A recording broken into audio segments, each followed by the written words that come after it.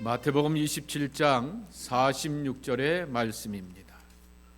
우리 다 함께 한 목소리로 읽도록 하겠습니다. 제 9시쯤에 예수께서 크게 소리질러 이르시되 엘리 엘리 라마 사박다니 하시니 이는 곧 나의 하나님 나의 하나님 어찌하여 나를 버리셨나이까 하는 뜻이라.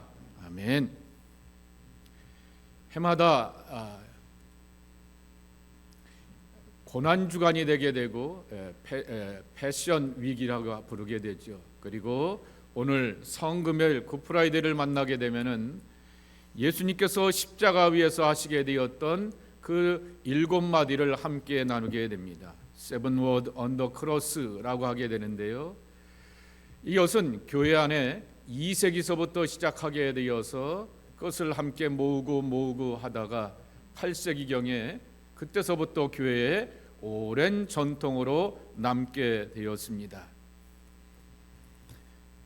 작년에도 이렇게 함께 나누게 되었지만은 작년엔 제가 몸이 멀쩡하였기에 이렇게 미리 준비를 하게 되었지만은 월요일 날 이제 곰곰이 앉아서 이번 금요일을 준비해야지라고 하면서 보게 되었더니 이제 미리 전도사님들한테 나눠줘야 될 것도 제가 미리 나누지를 못하게 되어서 곰곰이 생각해 보게 되고 매일 성경을 보게 되니까 새벽에 가상칠언의 말씀을 나누도록 준비가 되어 있더라고요.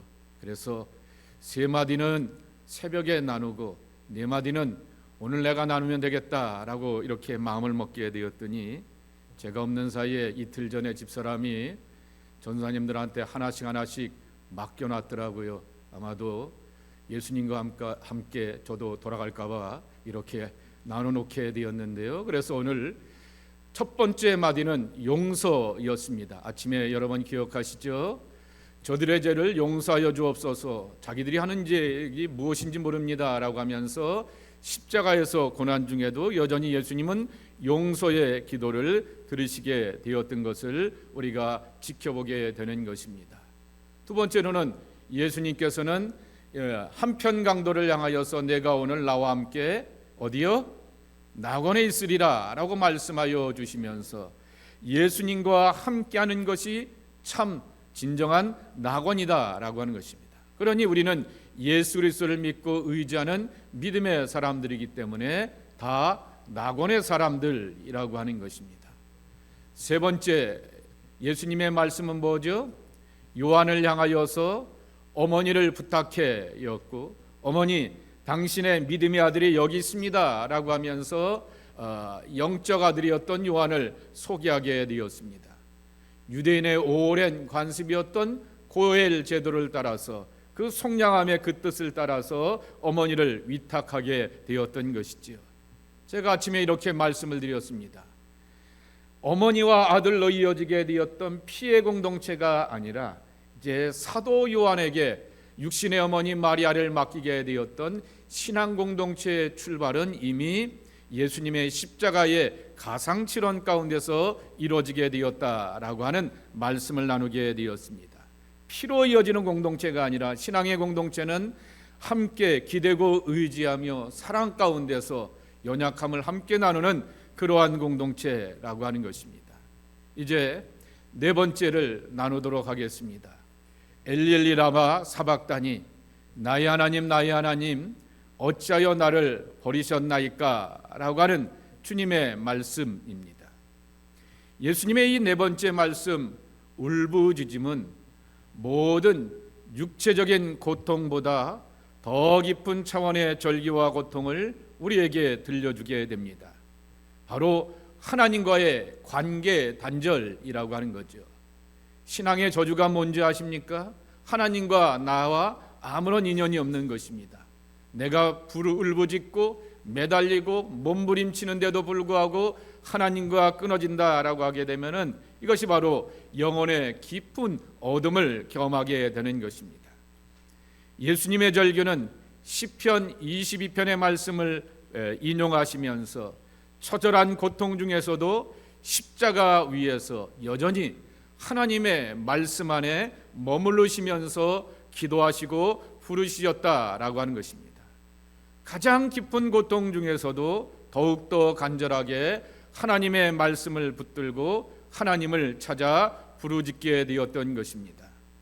예수님은 고통 중에도 하나님의 깊은 침묵과 관계의 단절에도 불구하고 하나님을 떠난 것이 아니라 더욱더 말씀을 의지하며 부르짖었다. 이것을 마지막 순간에 예수님을 지켜보면서 우리 안에 배워야 될 모습입니다.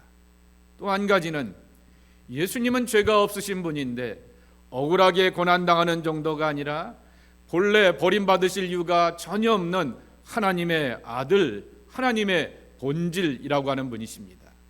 그런데 예수님은 버림받은 깊은 심연으로 내려가시게 되었던 것입니다. 왜 그러셨을까요? 우리가 받아야 될 심판과 저주를 대신 담당하기 위해서라고 하는 것입니다. 저와 여러분들을 속량하기 위하여서 예수님이 십자가 위에 고난당하시게 되었다라고 하는 것입니다. 우리가 경험해야 될 하나님과의 단절의 무게를 대신 끌어안으시기 위해서 그렇게 울부짖으시면서 절규하시게 되었다라고 하는 것입니다. 이것을 알고 있게 되었던 사도 바울은 로마서 8장에 있는 그 신앙 고백을 통하여서 그리스도 예수 안에서는 결코 끊어질 수 없는 하나님의 사랑과 은혜가 우리와 함께한다라고 하는 것을 선포하고 있게 되는 것입니다. 세 번째, 예수님이 짊어지시게 되었던 저주입니다. 예수님은 관계의 단절의 깊은 어두움을 통과하시게 되었고 홀로 이 고독의 자리를 겪으시게 되었고 버려진 자의 위치에 서게 되었던 것입니다. 우리 주님은 인간의 가장 깊은 절망, 무거운 외로움, 그리고 막막한 침묵 가운데 내려가시게 되었던 것입니다. 우리의 인생 중 어떠한 밤도 예수님이 모르시는 밤이 없다라고 하는 그러한 고백이 우리의 고백이 되어야 할 것입니다. 사람에게는 설명할 수 없는 아픔, 기도해도 하늘이 닿을 것 같은, 닫힌 것 같아 보이게 되는 그러한 침묵의 시간들, 누구에게도 이해받지 못하는 고독, 견딜 수 없는 상실의 시간 가운데서도 주님은 친히 이 고난과 아픔과 하나님의 침묵을 지나가셨던 분이라고 하는 것입니다.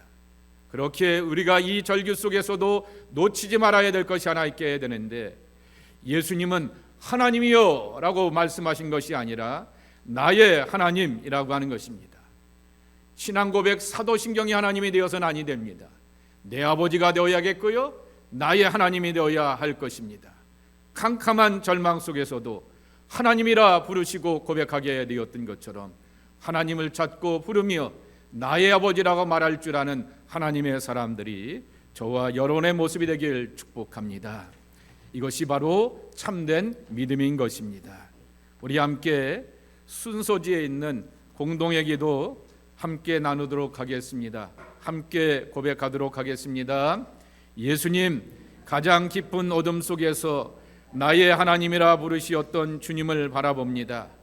저희가 아플 때에도 하나님 앞에 숨지 않게 하시고 눈물 속에서도 주님을 붙드는 믿음을 주옵소서. 주님께서 대신 버림받으셨기에 저희는 영원히 버림받지 않는다라고 하는 복음을 깊이 믿게 하옵소서. 어두운 마음을 지나는 이들에게 위로를 주시고 십자가의 은혜로 다시 일어서게 하옵소서. 예수님의 이름으로 기도하옵나이다. 아멘. 우리 잠시 여기 스크린에 있게 되는 합심의 기도 곰곰이 묵상하고 생각해 보면서 나의 하나님 앞에 기도하도록 하겠습니다. 나의 아픔과 삶의 질문을 하나님 앞에 정직하게 내어놓고 나를 향해 포기하지 않는 하나님의 사랑을 붙들며 살아가게 하옵소서. 하나님의 사랑은 끊을 수 없는 사랑이라 바울이 고백하게 되었듯이 그 은혜와 믿음을 고백하며 주님 앞에 나가는 하나님의 거룩한 지체들이 저희들 되게 하여 주옵소서. 우리 잠시 기도하고 제가 마무리 기도하도록 하겠습니다.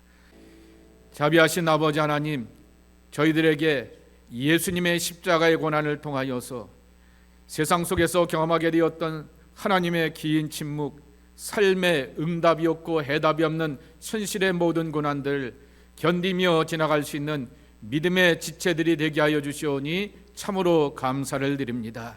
예수님이 계셨기에 저주는 끝나고 그리고 우리에게는 복음이 있게 되었고 어둠은 끝나고 빛과 광명의 세계로 우리를 인도해 주신다라고 약속하여 주었사오니 그 말씀 붙들고 의지하면서 주님의 사랑과 생명으로 나가는 하나님의 사람들이 저희들 모두가 되게 하여 주옵소서.